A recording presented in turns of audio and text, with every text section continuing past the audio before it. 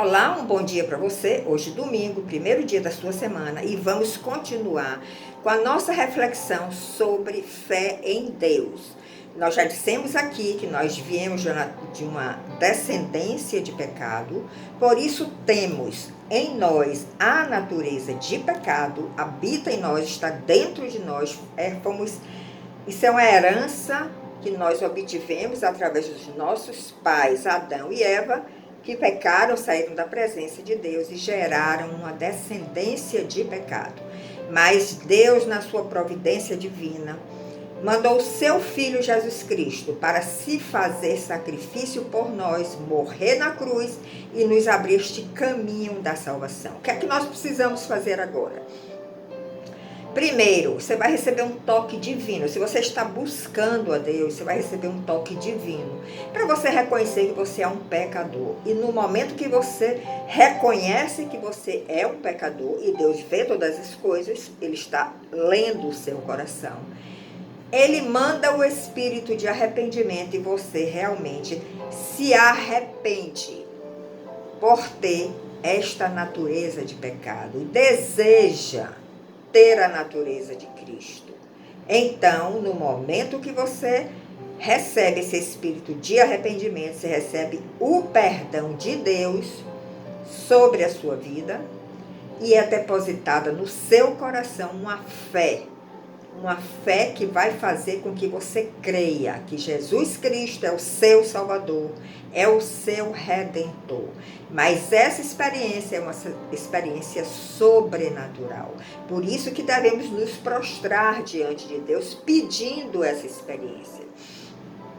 E no momento que nós recebemos esta fé em Jesus Cristo, você imediatamente está apto para entrar na eternidade de Deus. Você herda a vida eterna. Nós herdamos o pecado de Adão e Eva através de Jesus Cristo. Nós herdamos a vida eterna. Então vamos continuar refletindo com este raciocínio e lembrando que nós já enfatizamos no vídeo anterior, já temos um vídeo aí gravado, 2 vídeos gravados, 2 ou 3, eu nem sei ao certo, mas você ouça esses vídeos anteriores para você acompanhar o raciocínio. E vamos lembrar o que foi que o profeta Isaías deixou registrado no seu livro. Ele foi um profeta, ele recebeu esse ministério profético de falar em nome de Deus, mas ele sabia que nem todos ouviam e criam na sua pregação. E ele diz, nem todos creram na nossa pregação. Por que não creem? Porque estão com o coração fechado, a voz do Senhor, não estão buscando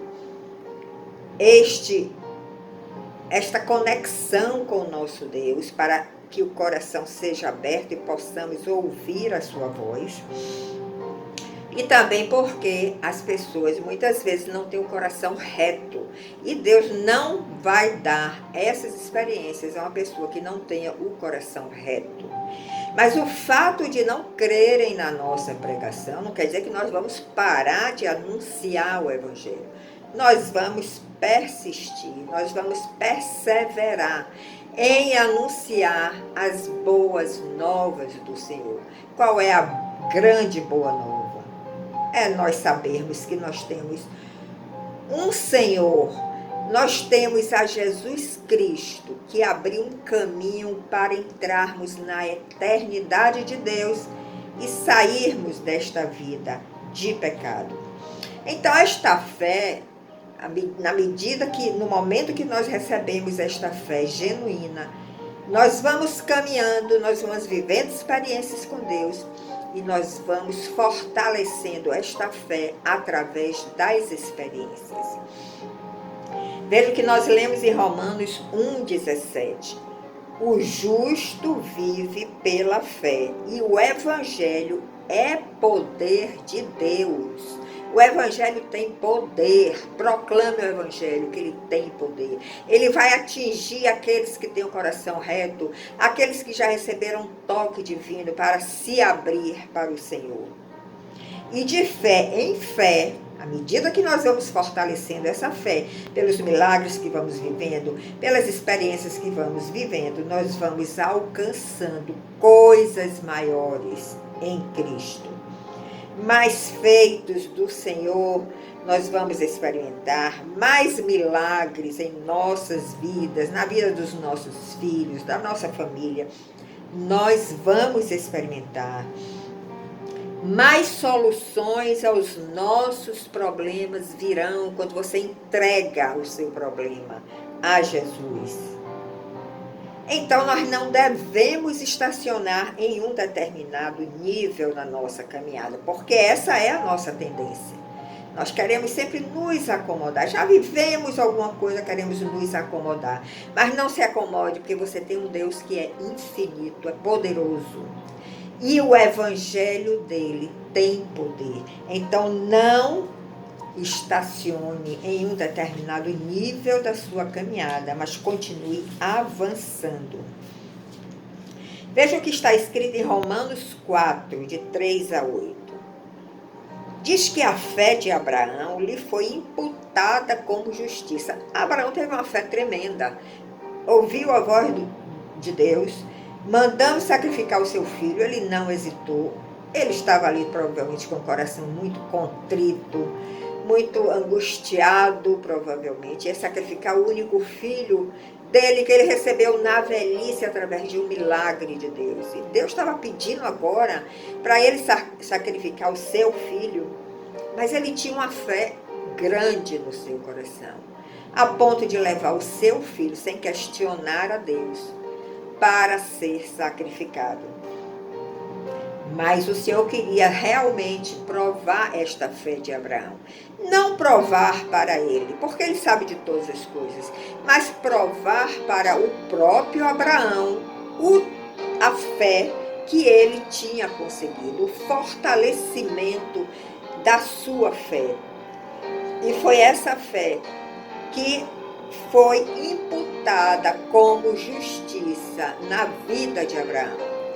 Abraão se tornou um justo diante de Deus por causa desta fé, não por obras. Porque ele nem chegou a sacrificar o seu filho, ele não fez nenhuma obra. Neste momento que ele demonstrou esta fé, ele já foi imputado como justo. E quem é o justo? É Jesus Cristo.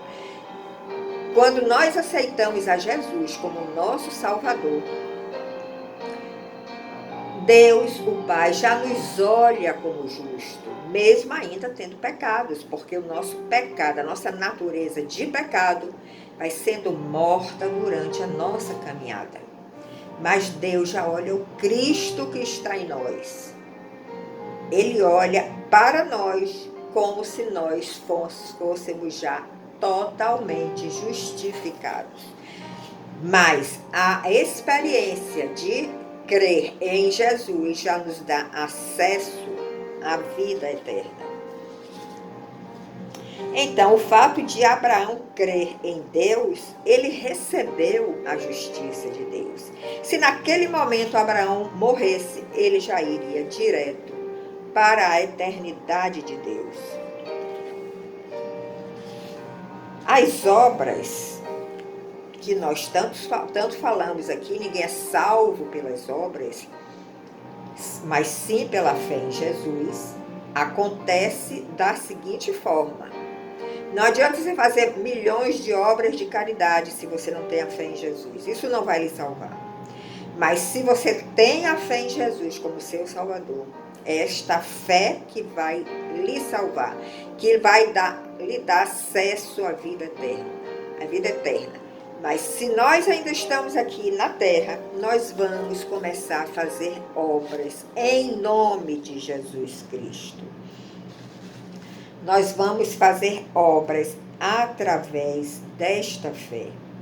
E nesse mesmo contexto, Davi faz algumas declarações que nós devemos meditar. Veja o que Davi fala. O homem é bem-aventurado, ou seja, ele é feliz, quando Deus lhe atribui justiça, independente das suas obras. O homem é bem-aventurado se Deus lhe atribui justiça, pela crença em Jesus, independente das suas obras. O homem é bem-aventurado quando suas iniquidades são perdoadas e seus pecados são encobertos devido a essa fé em Jesus. O homem é bem-aventurado quando o Senhor jamais imputará pecado devido à sua fé em Jesus. Você está percebendo que a fé de Jesus e a fé em Jesus encobre os nossos pecados, traz perdão para a nossa vida. E nós jamais seremos imputados pelo pecado diante de Deus. Em Gálatas 3, de 11 a 13, nós lemos que ninguém é justificado diante de Deus pela lei. A lei não justifica ninguém. Os 10 mandamentos foram dados, nós nem conseguimos cumprir se nós não tivermos Cristo em nosso coração. A lei não justifica ninguém, mas só a fé em Jesus nos justifica, nos torna pessoas justas. A lei não procede da fé, ela não vem da fé. E Jesus Cristo nos resgatou da maldição da lei, se fazendo pecado por nós. Quando Jesus decidiu, por vontade própria, ser crucificado, se fazer sacrifício por nós, porque nós é que deveríamos ter estado naquela cruz, mas no momento que ele foi crucificado, ali estavam sendo crucificados todos os nossos pecados, para que nós nos tornássemos justos, crendo em Jesus Cristo, crendo no seu sacrifício vivo, crendo que ele é Filho de Deus e é o próprio Deus encarnado. Ele foi o próprio Deus encarnado. Então vejam o tamanho do sacrifício de Jesus e vejam que nós herdamos através desse feito. Nós herdamos a vida eterna. Em Hebreus 10, 38, tem uma recomendação muito séria que nós devemos levar com muita seriedade, que diz que o justo viverá pela fé. E quem retroceder, quem der para trás, Deus não sente prazer nele. Então nós, como pessoas já justificadas pelo sacrifício de Jesus, nós vivemos pela fé. Se estamos com uma dificuldade diante de nós, pela fé nós vamos crer que Jesus está no controle de todas as coisas, que ele trará a solução, que ele dará o melhor desfecho. Agora, se você retrocede, anda para trás, diz, não, eu não estou mais crendo que Jesus vai agir nesta situação. Quando nós retrocedemos, Deus não sente prazer em nós. Então, nós podemos dizer que todo o nosso relacionamento com Deus é baseado na fé. E quando nós estudamos sobre os heróis da fé, nós vemos que todos tiveram falhas na sua caminhada. Porque mesmo nós já crendo em Deus, mesmo nós já crendo em Jesus como nosso Salvador, nós ainda carregamos dentro de nós a natureza adâmica. E é essa natureza adâmica que nos faz tropeçar em vários momentos. Porém, o fato de ainda pecarmos não significa que perdemos essa fé em Jesus, mas que ainda tem áreas da nossa vida que precisam ser restauradas e o Senhor está disposto a restaurar essas áreas. Quando você tropeçar, quando você pecar, porque a natureza adâmica ainda está dentro de você, se coloque diante do Senhor, se prostre, se ajoelhe, peça perdão, peça que Ele mande o espírito de arrependimento para você reconhecer realmente que você errou. E peça para Ele restaurar esta área da sua vida, para você não tropeçar mais. E aí você vai galgando cada vez mais essa unidade com Deus, você vai galgando esta caminhada que nos leva à perfeição de Cristo.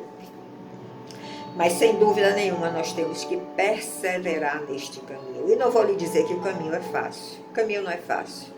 Mas nós vamos perseverar porque nós temos a Jesus Cristo em nós. Ele vai nos dar a força para levantarmos quando cairmos, para enxergar sua mão estendida quando nós estamos numa situação de pecado. Perseverando, nós vamos sim conseguir avançar na nossa caminhada. Lembre do apóstolo Paulo, que era perseguidor dos cristãos. Mas ele perseverou na sua caminhada. Ele começou a viver muitas experiências maravilhosas com o Senhor. A ponto dele dizer, não sou eu mais quem vivo. No estágio da vida dele, não no início, mas no estágio da vida dele. Ele declarou isso, não sou eu mais quem vivo, Cristo vive em mim. O que significa isso? Que aquela natureza adâmica que estava no apóstolo Paulo, ela foi totalmente morta. E quem estava vivendo agora nele era a natureza de Cristo. Por isso ele não mais tropeçava. E Tiago ainda nos adverte, dizendo que se você precisa de sabedoria, peça a Deus com fé, sem nada duvidando. Então veja o poder desta fé em Jesus. Leia Tiago 1, de 5 a 8 e medite nessa passagem. Se você não está sabendo como sair de uma determinada situação, resolver um determinado problema, peça sabedoria a Deus, porque Tiago está dizendo aqui, peça com fé, em nada duvidando que você vai receber essa sabedoria e você vai sair desta situação. Então nós precisamos nos identificar com Jesus, crer em Jesus, nos identificando com Ele. Não era eu que tinha que estar ali naquela cruz, mas Ele foi no meu lugar. Ele sofreu muito, Ele foi escarnecido, pisoteado, Ele foi espancado, Ele foi açoitado. Era eu que tinha que estar naquele lugar. Se identifique com Jesus, que você vai receber esta fé. E esta fé vai ser fortalecida na sua caminhada. Quando nós nos identificamos com Jesus, nós começamos a nos apropriar da vida eterna, tomar posse da vida eterna. Não, eu realmente tenho acesso à vida eterna porque eu estou me identificando com Jesus. Eu estou vendo que aquilo tudo que Ele passou, era eu quem tinha que passar. Então, nós nos apropriamos da vida eterna, nós nos identificamos com Jesus, dizendo que nós fomos sacrificados com Ele. Nós fomos sacrificados com Jesus. Ali na cruz não era somente Ele. Se você se identifica, é como se você dissesse, não, eu que tinha que estar ali. Então você está se identificando com a cruz de Jesus, admitindo que você é um pecador, mas que por esse sacrifício você já tem acesso à vida eterna. E a partir daí nós vamos confessar nossos pecados a cada dia, a cada momento que tropeçarmos, vamos confessar os nossos pecados e vamos pedir perdão a Deus e uma restauração naquela área que está nos fazendo tropeçar tanto. Em João 11, de 48 a 53, você pode fazer também esta leitura. Nós vemos o medo dos sacerdotes da época de Jesus e do sinédrio, porque Jesus estava fazendo muitos feitos, muitos milagres estavam acontecendo. E eles planejavam matar porque eles estavam com medo de perder a posição, porque o homem gosta muito de posição, né? Eles tinham uma posição como sacerdotes lá no Sinédrio. E eles viam Jesus, uma pessoa tão simples, andando com o povo nas ruas, as multidões seguindo a ele operando milagres. Eles ficaram com muito medo de perder a posição perante Roma, inclusive, e planejaram matar a Jesus. Essa fé poderosa que nós temos em Jesus abala a estrutura da igreja. Tanto daquela época foi abalada, como em todos os tempos, inclusive nos dias de hoje. A nossa fé vai abalar a religiosidade das igrejas. Nós podemos abalar a estrutura do mundo religioso através da fé em Jesus Cristo. Veja o que o apóstolo Paulo deixou registrado em Gálatas 2, 19 e 20.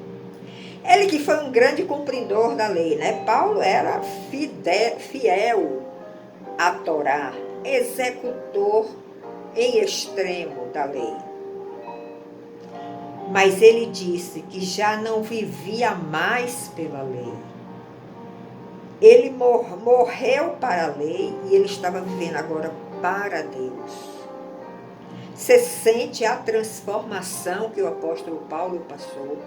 Você sente a metanoia, a transformação da sua mente? E ele confessa, ele diz claramente que ele estava crucificado com Cristo. Ele se identificou plenamente com Jesus. Leia Colossenses 2:20, leia Colossenses capítulo 3, Romanos 6, de 3 a 5, 1 Timóteo 6, de 12 a 14. Se você ler e fizer essa leitura, sua visão vai sendo aberta para entender todo este processo.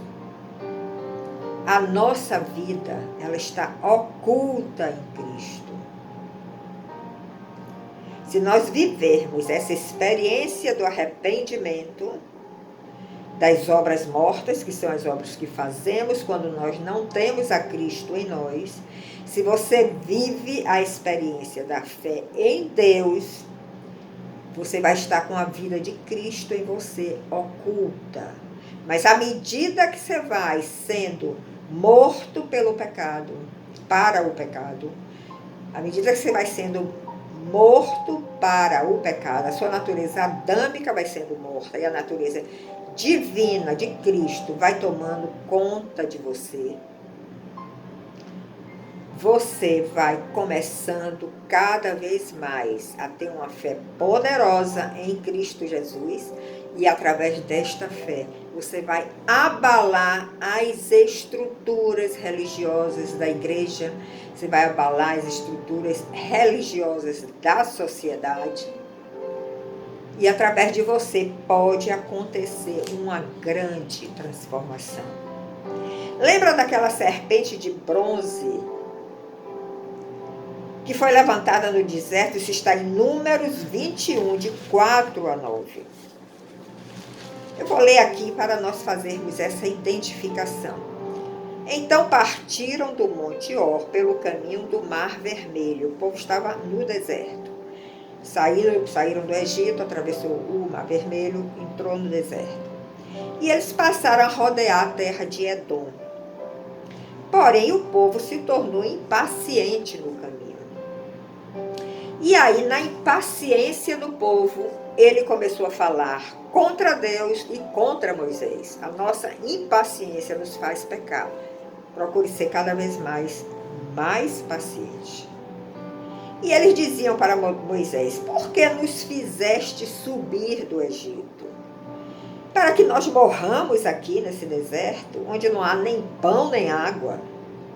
E a nossa alma tem a fastio deste pão vil, que no deserto, apesar de serem escravos, eles tinham uma acomodação, eles tinham uma casa, eles tinham uma comida.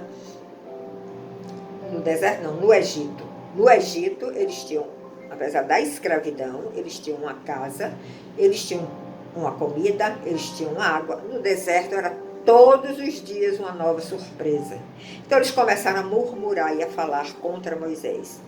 Então, sabe, foi que o Senhor mandou para este povo. Ele ficou tão irado com o povo, por isso nós não devemos murmurar, nem falar mal dos ministros de Deus. Se eles não fizerem as coisas certas, Deus cuida deles, não queira ser o juiz. Porque eles falaram contra Moisés. Moisés estava ali como um ministro de Deus, um porta-voz de Deus. O Senhor ficou tão irado com essa murmuração do povo, que ele mandou entre aquele povo serpentes abrasadoras, que mordiam o povo, e muitos morreram por causa deste evento. Então veio o povo, quando viu aquela tragédia toda, veio a Moisés e disse: havemos pecado. Eles reconheceram o pecado deles. Havemos pecado porque temos falado contra o Senhor, Deus, e contra ti, Moisés. Ore, Moisés, ao Senhor, para que tire de nós essas serpentes. E Moisés pacientemente orou e pediu pelo povo.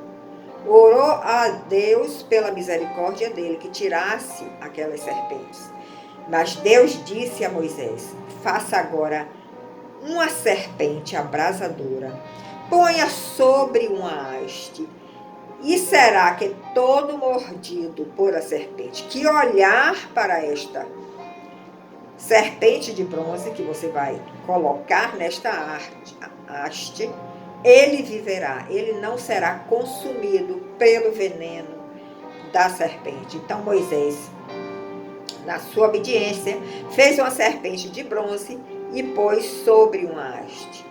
Quando alguém era mordido por aquelas serpentes e olhava para a serpente de bronze, sarava. Ele era sarado. Ele era livre da morte. Nós podemos fazer essa analogia com a cruz de Cristo. Quando Cristo foi crucificado, essa cruz foi levantada, com ele lá crucificado, ali ele estava se fazendo pecado por nós. E quando o malfeitor que estava ao lado de Jesus, um deles, olhou para Jesus, ele recebeu o espírito de arrependimento naquele momento, e ele reconheceu que Jesus era o justo e que Jesus poderia salvar a ele. Tanto que ele pediu: me leve contigo até o paraíso. E Jesus aceitou e prometeu a ele que ele estaria no paraíso com Jesus.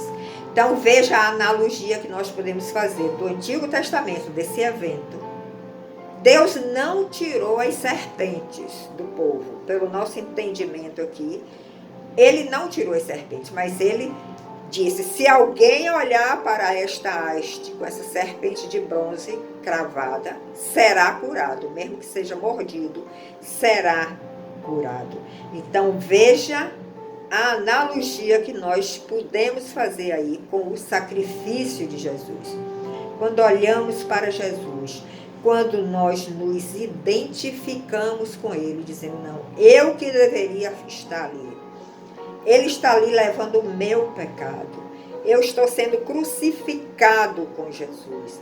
Imediatamente você vai receber o espírito de arrependimento e você vai receber o perdão de Deus e a fé que você precisa para crer em Jesus Cristo como seu Salvador e herdar a vida eterna. Veja que plano maravilhoso o Deus Pai fez, traçou para nós. Como Jesus, o seu Filho, foi fiel a esse plano. Voluntariamente ele se entregou ao sofrimento. Ele se entregou à cruz para nos salvar de todas as serpentes que estão ao nosso redor, porque a serpente é o símbolo de Satanás. Lá em Gênesis nós vemos isso. A serpente é o símbolo do pecado. Mas se nós temos a Jesus, se já reconhecemos ele como nosso Salvador, olhe sempre para Jesus nos seus momentos de angústia, de dificuldade. naqueles momentos que nós sabemos que nós pecamos e de repente vem o arrependimento na nossa mente, nós reconhecemos que pecamos. Olhe para Jesus, porque as serpentes continuam ao nosso redor, querendo nos morder. O pecado continua nos assediando. Mas nós já temos a solução que foi provida pelo Pai. Olhe para Jesus na cruz, se identifique com Ele. Se identifique que você é um pecador, que você está crucificado com Ele e que você recebeu o perdão de Deus por essa natureza pecaminosa que você tem. Muito obrigado pela sua audiência. A garganta ressecou aqui.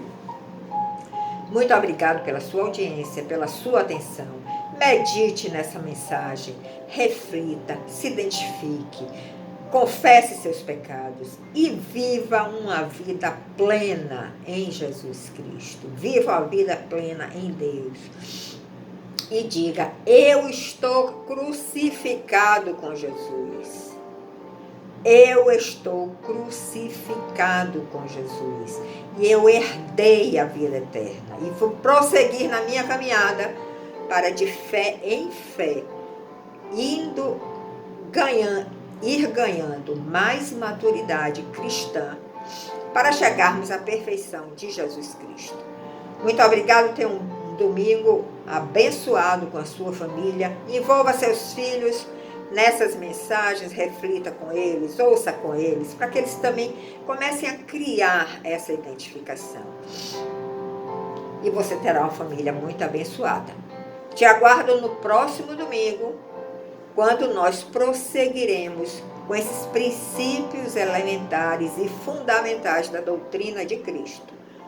Deixe seu like, compartilhe e até lá!